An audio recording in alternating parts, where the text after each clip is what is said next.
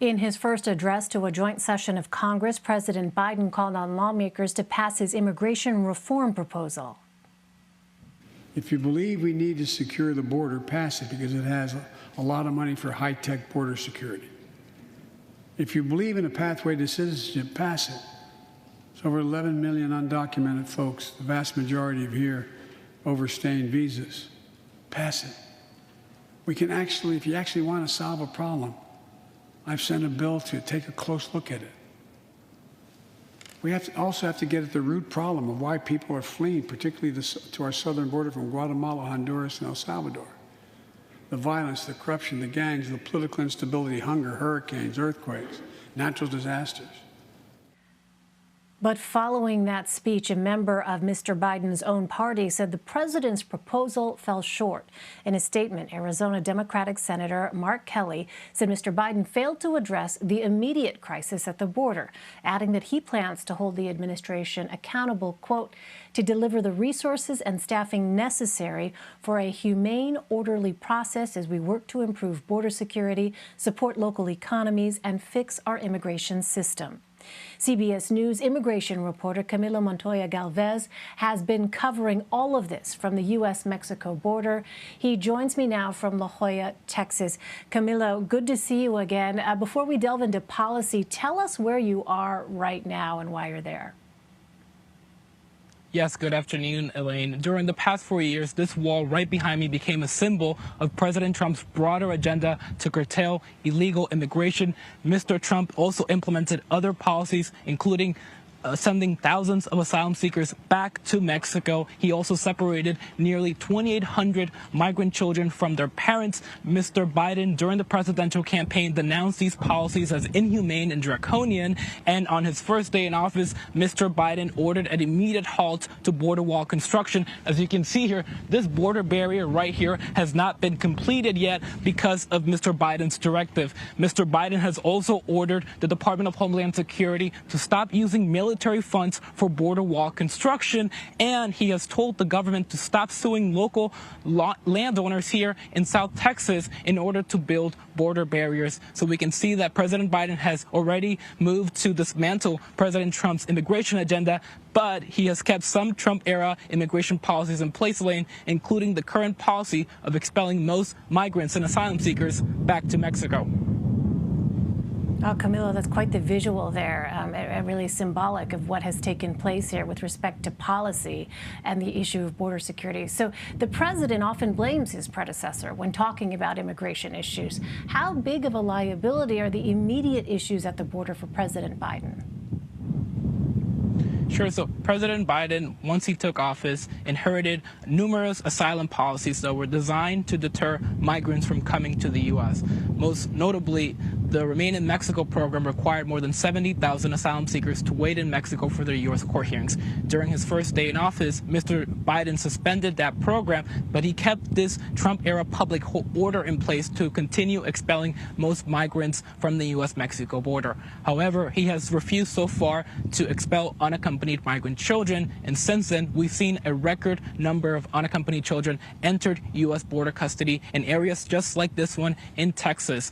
And the Biden administration is currently scrambling to house thousands of unaccompanied children in shelters and makeshift facilities like convention centers, work camps, and military installations throughout California and Texas. Well, we know President Biden signaled some openness to passing more incremental legislation. Camilo, what are some standalone bills which have a shot at passing right now?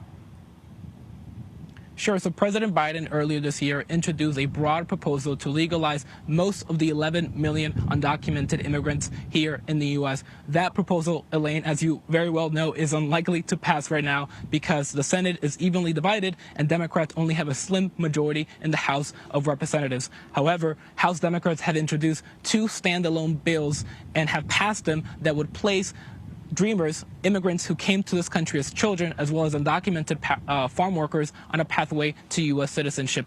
Both of those bills, Elaine, passed the House, with some Republican support. And Democrats view them as their best chance to try to get some sort of immigration reform done in Congress, because this is something that obviously has been something that has not been able to be done and accomplished for several decades now. Yeah, it's something that, as we've said time and time again, has really been such a difficult challenge for presidents on both sides. To help give our viewers, Camilo, a better understanding of some of the situations which lead people to try to cross the southern border, I want to play part of an interview that you did with a man from Guatemala. He said he fled his home country after being physically attacked by local police. Let's listen to some of that. Why did you leave Guatemala? ¿Por qué dejaste Guatemala, Estuardo? Yo dejo Guatemala específicamente por un ataque que recibí por... I left Guatemala after an attack by the national police.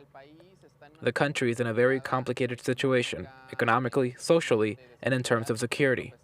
Despite this, I had managed to adapt to the situation. But after being attacked directly, I was forced to flee Guatemala. And so you believe your sexual orientation played a major role in this attack. ¿Crees que tu orientación sexual jugó un papel importante en ese ataque? The attack was definitely because of my sexual orientation. There was no other reason why they would attack me. Camilo, what was his journey to the United States like? Sure. So Estuardo arrived at the U.S.-Mexico border during the Trump administration, but he was sent back to Mexico to wait for his asylum court hearings there under the Trump-era Remain in Mexico program that Mr. Biden has now discontinued. Just last month, Estuardo was allowed into the U.S. under the Biden administration's new program to slowly let some asylum seekers with pending cases like himself to enter the country. Now Estuardo can continue his immigration proceedings here on U.S. soil. But again, he mentions during that interview that he is somewhat fortunate. Other asylum seekers and migrants who do not have pending cases continue to be expelled back to Mexico. Well, has the administration made progress in tackling the soaring number of migrant children being held in temporary border facilities? Yes, in March, nearly 19,000 unaccompanied children entered U.S. custody. That is a record monthly high. At that point, there were nearly 6,000 unaccompanied children stuck in overcrowded and ill-suited Border Patrol facilities, which, Elaine, are not designed to hold children for more than 72 hours. Right now, there are less than 1,000 unaccompanied children at these facilities, so that number has dropped considerably, and it is due to the fact that the Biden administration has created these makeshift shelters across the country to house them, and they are managed by a different agency, the Department of Health and Human Services, which actually has child welfare professionals that are trained to house and care for minors, unlike law enforcement officers that work for Customs and Border Protection. All right, Camilo Montoya-Galvez continuing his reporting at the U.S. southern border for us. Camilo, thank you very much. Thank you, Elaine.